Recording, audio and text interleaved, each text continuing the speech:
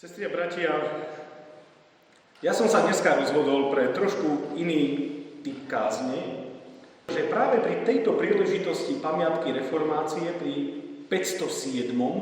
výročí pamiatky reformácie, bude dnešná zvesť trošku iná.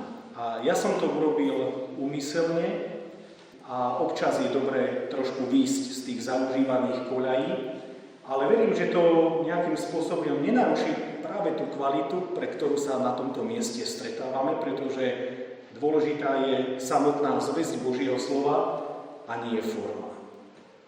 Formy sú dobré, ale aj Luther hovoril, že spôsob, akým sa zvestuje slovo Božie, sú adiaformné.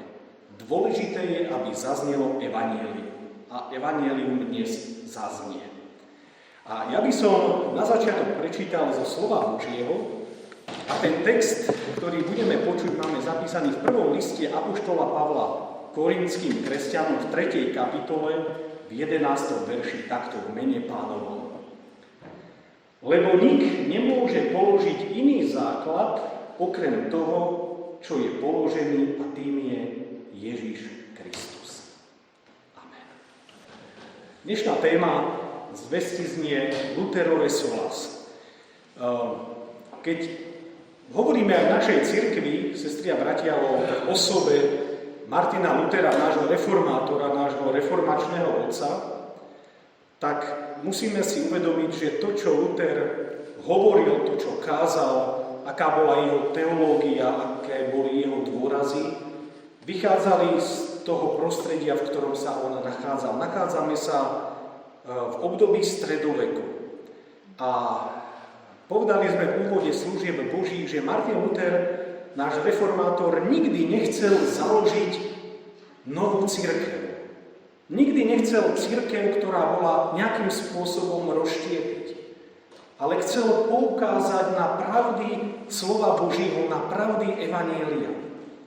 Pre Luthera slovo Božie bolo niečím neoddeliteľným, nielen v jeho profesnom živote ako akademika, ktorý prednášal na univerzite, ale predovšetkým aj ako pre neho, ako hriešnika, ako Božie dieťa, ktoré bolo Kristovou krvou draho vykúpené. A preto Luthera veľmi bolelo a veľmi trápilo to, keď videl, ako vtedajšia cirkev sa odklonila od pravd Božieho slova.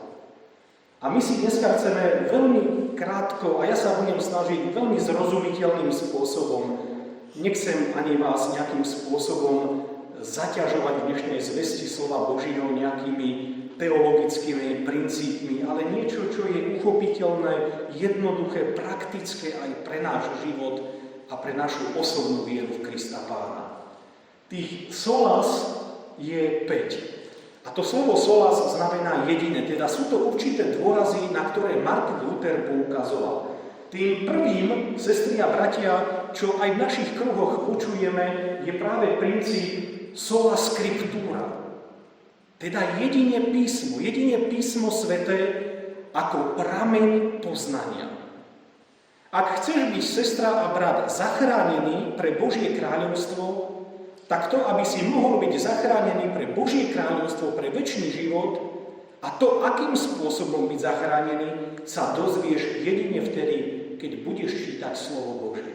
Pre Martina Luthera, okrem toho, že preložil Sväté písmo z pôvodných jazykov, teda z hebrejčiny a gréčtiny, teda biblických jazykov, do reči zrozumiteľného do nemčiny, tak chcel tým poukázať, že každému človeku patrí slovo Božie do ruky. Luther veľakrát sám bol presvedčený, ako vtedajší klérus, a teda kňazstvo, kázalo nezmysly a kázalo blúdy. A Luther ako učený, jemu trhalo uši, keď počul, ako sa slovo Božie zneužíva v prospech cirkvi. Keď Luther počul, keď povedali, ak chceš, aby ti bolo odpustené, zaplať. Tak Lutherovi to trhalo uši a povedal, v žiadnom prípade. Veď Kristus zomrel za nás z milosti, z lásky pre každého. A preto Lutherovi záležalo na tom, aby slovo Božie si ľudia čítali, aby mohli aj oni poznávať pravdy slova Božieho. A mňa veľmi mrzí, sestry a bratia, že my dnes aj máme v našich evangelických rodinách slovo Božie. Ale zabudli sme si ho čítať. Zabudli sme slovo Božie otvárať. A máme ho k dispozícii. Mladí ľudia ho môžu čítať online. Sú rôzne aplikácie na internete, ale aj v tlačenej printovej podobe. Máme slovo Božie. Každý má prístup k prameňom evanjelia. A Lutherovi to veľmi záležalo, aby každý evangelický kresťan mal nielen Božie slovo, ale aby si Božie slovo aj čítal.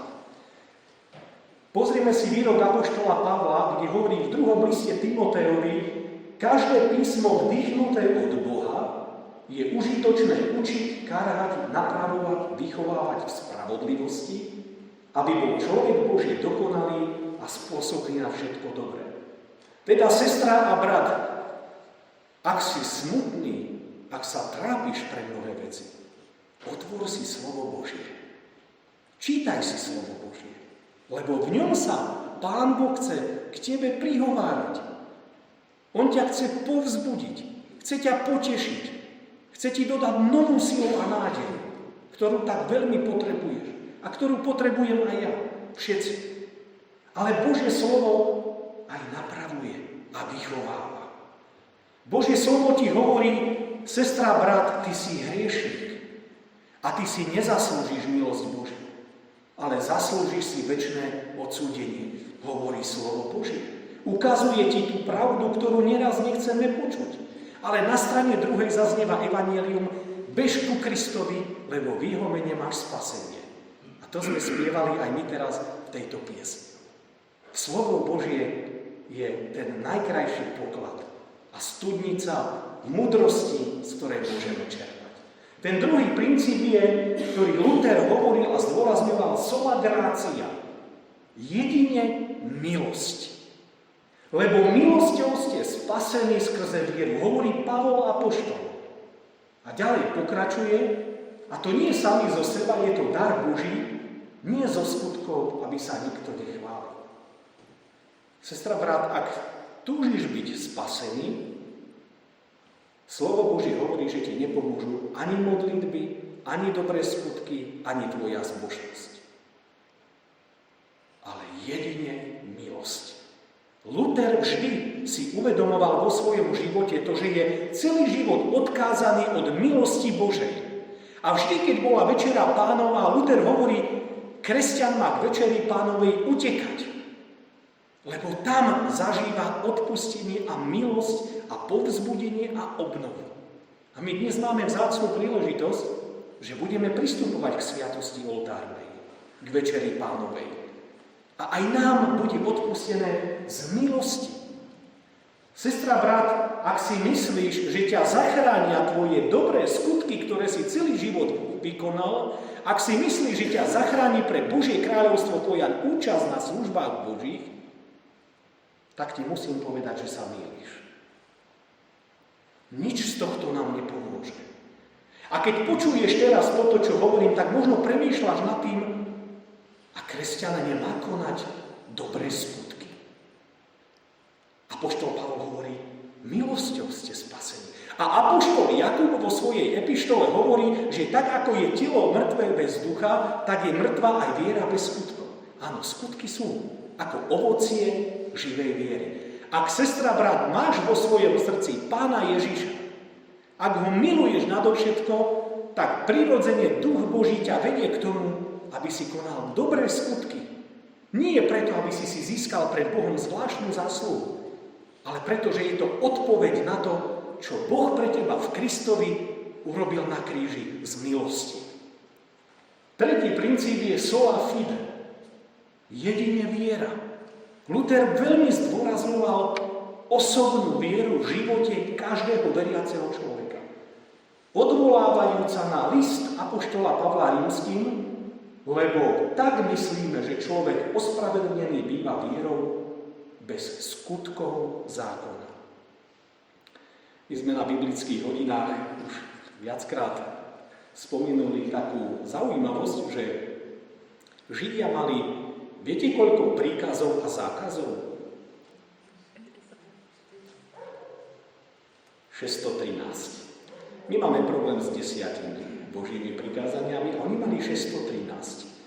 A Pán Ježiš Kristus, keď sa stretával s farizejmi a zákonníkmi, sestri a bratia, tak on im vyčítal nie to, že boli dôslední v dodržiavaní Hospodinovho zákona. Nie.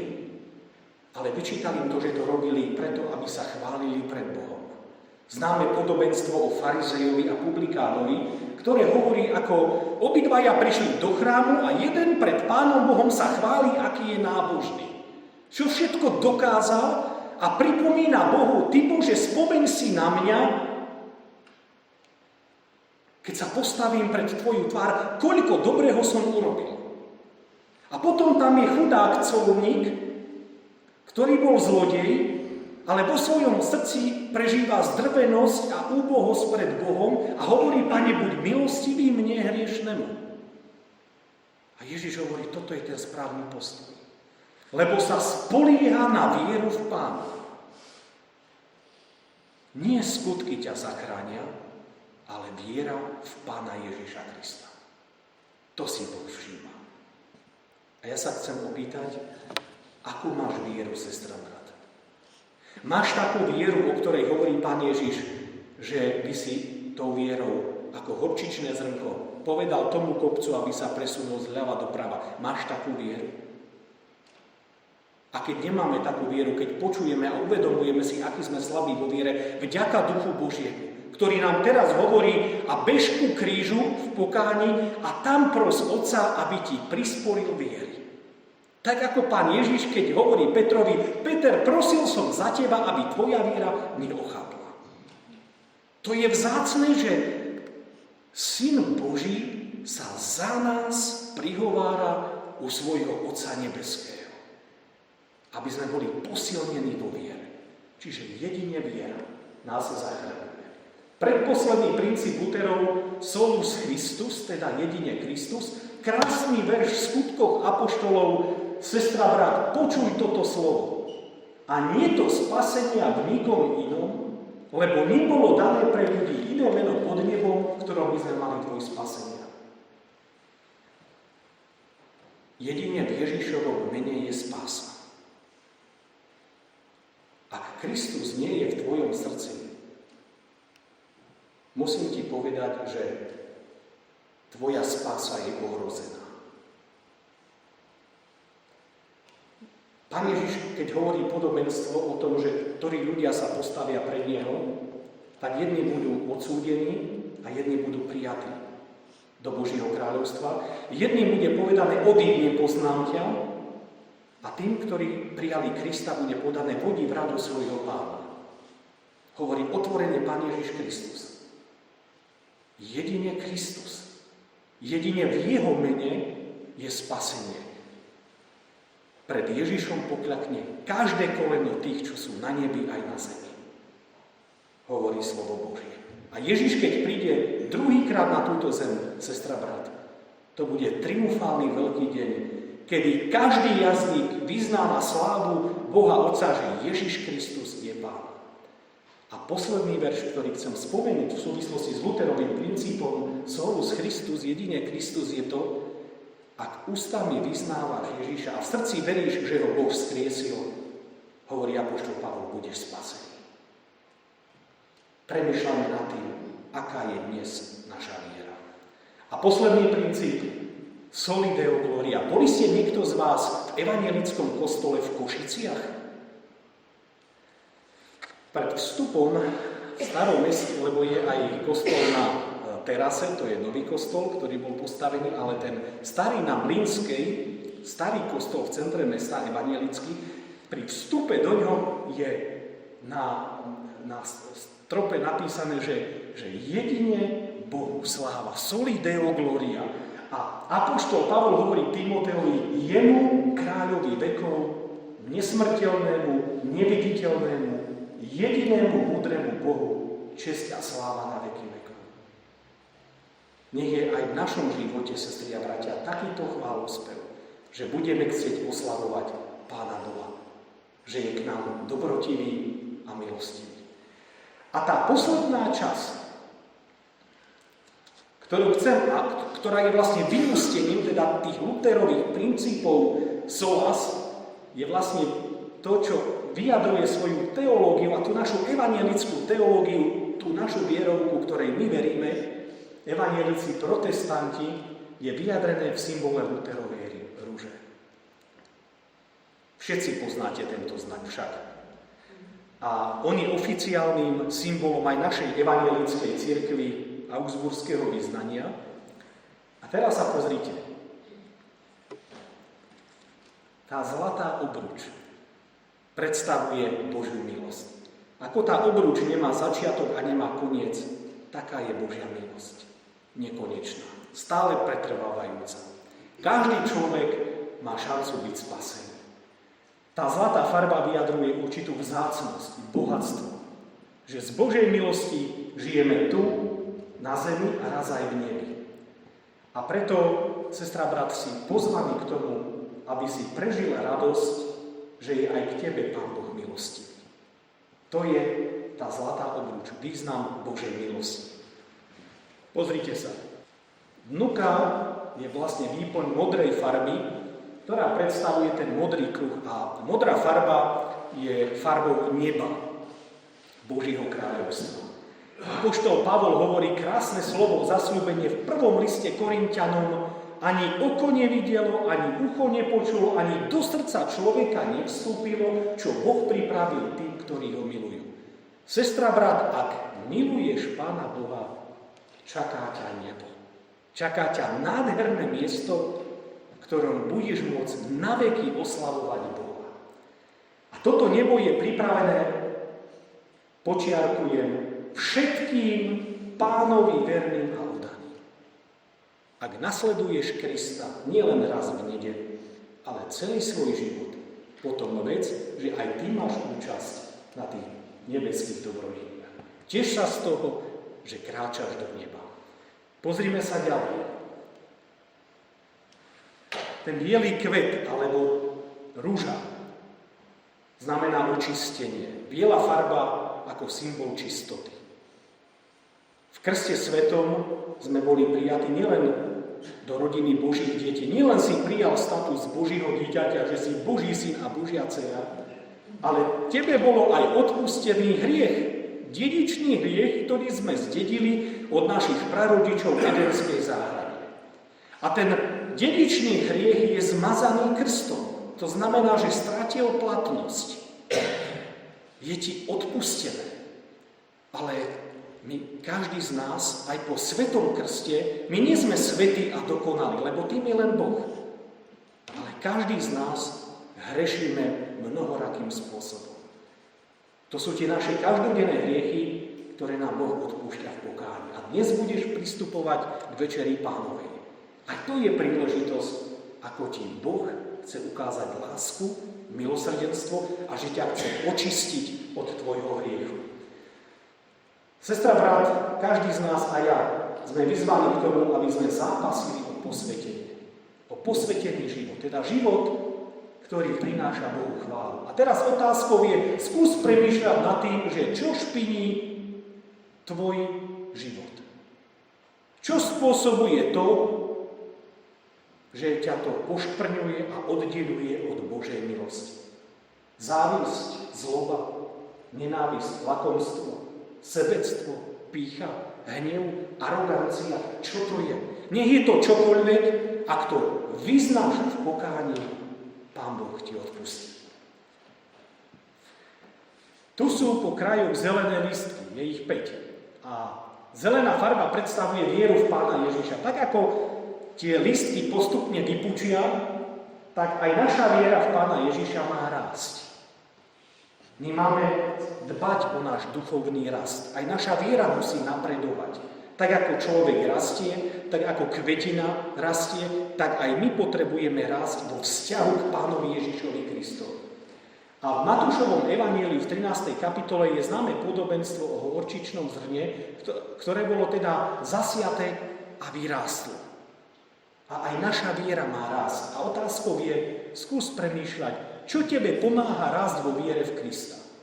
A A Luther hovorí, že to môže byť čítanie písma, teda slova Božieho, princíp sola scriptura, jedine písmo, modlitba, spoločenstvo na službách Božích, tvoje svedectvo viery, služba iným. Luther hovorí, toto sú prostriedky, ktoré ti pomáhajú rásť vo viere v Krista. Predposledné je srdce, ktoré je zasadené vo vnútri ako láska k Pánovi. Sestra, brat, keď si prišla na toto miesto dnes na služby Božie. Prišla si s tým úmyslom, že miluješ Pána Ježiša. Keď sa Ježiš opýtal Petra, ktorý ho 3-krát zavrel, kladie mu otázku: Peter, miluješ ma? A tá otázka dnes zaznieva každému z nás pri príležitosti pamiatky reformácie. Miluješ ma? Milujeme Krista? Sme ochotní ho nasledovať? Sme ochotní Kristovi podriadiť svoj život? Vieme ho svojimi ústami vyznávať ako svojho Pána a Spasiteľa? On má byť v našom srdci. A posledné, a tým končíme, je práve kríž, ktorý je zasadený v srdci. Kríž je čiernej farby, ktorý predstavuje smrť Ježišovu za naše hriechy. Pán Ježiš zomrel na Golgote a zachránil teba i mňa. A Pán Ježiš zomieral v bolestiach. Prežíval obrovskú bolesť. Utrápenosť, fyzické i duchovné, psychické vyčerpanie, lebo bol aj pravý človek. A urobil to preto, lebo povedal: ja ťa chcem zachrániť. Ja chcem, aby si vedel, akou veľkou láskou ťa milujem. A keď aj na našom oltári vidíme kríž, na ktorom je Pán Ježiš, vždycky si spomeňme to, že Božího Syna to niečo stálo, aby my sme mohli byť zachránení. To je obrovská výsada nás, Božích detí, ktorí skrze vieru v Krista máme spasenie a večný život. A ja ťa chcem povzbudiť, aby si nenosil kríž, iba symbol ako reťazku na krku, alebo v aute, alebo kdekoľvek, ale nos kríž vo svojom srdci. Luther hovorí, nech je Kristus v hĺbke tvojho srdca. Tam nech je. To je tvoja identita. A keď bude kríž v tvojom srdci, bude to vidieť aj navonok v tvojom živote, že ty žiješ oddanú vieru. No a sestri a bratia, moja prosba na nás všetkých teraz. Chcem vás poprosiť. Tento známy verš Ján 3,16, ktorý poznáme. Povedzme ho spolu. Vyznajme toto slovo teraz spoločne. Lebo tak Boh miloval svet, že svojho jednorodeného syna dal, aby nezahynul, ale večný život mal každý, kto verí v Neho. Amen. Modlíme sa. Pane Ježišu Kriste, ďakujeme Ti za Tvoju lásku, za Tvoju milosť. Ďakujeme, že v Tebe máme odpustenie, spasenie i večný život. Ďakujeme Ti, že v krste si nás Ty, Bože Oče, prijal do rodiny Božích detí, že my sme Tvojimi synmi a dcérami, ktorí boli draho vykúpení krvou Pána Ježiša. A tak naplň naše srdce radosťou i vďačnosťou za to, že v Tebe máme nový život. Daj, Pane, aby sme Tvoju milosť nebrali nadarmo, lebo si uvedomujeme, že každý z nás sa raz postavíme pred Teba a že príde ten posledný súd a Teba bude zaujímať to, čo bolo v našom srdci. A tak ťa prosíme, Pane Ježišu, aby Ty si bol vždy v hĺbke nášho srdca. Aby sme kráčali za Tebou ako Tvoji verní učeníci a učeníčky. Pane Ježišu, daj, aby sme sa za Teba nikdy nehanbili v tomto svete. Ale daj, aby sme s radosťou v srdci vyznávali, že v Tvojom mene je spasenie. Amen.